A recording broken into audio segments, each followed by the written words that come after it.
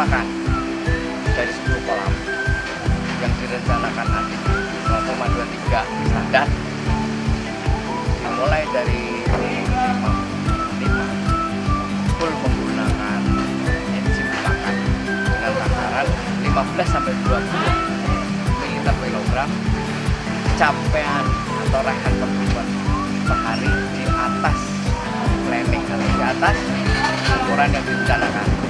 Yang tadinya rencananya 0,23 menjadi 0,3 sampai 0,4 sampai di musim terang ini. Dari 10 kolam hanya 1 kolam yang produktivitasnya di bawah teman-temannya, yaitu 15,5. Sisanya di atas 20 sampai 4 ton per bulan.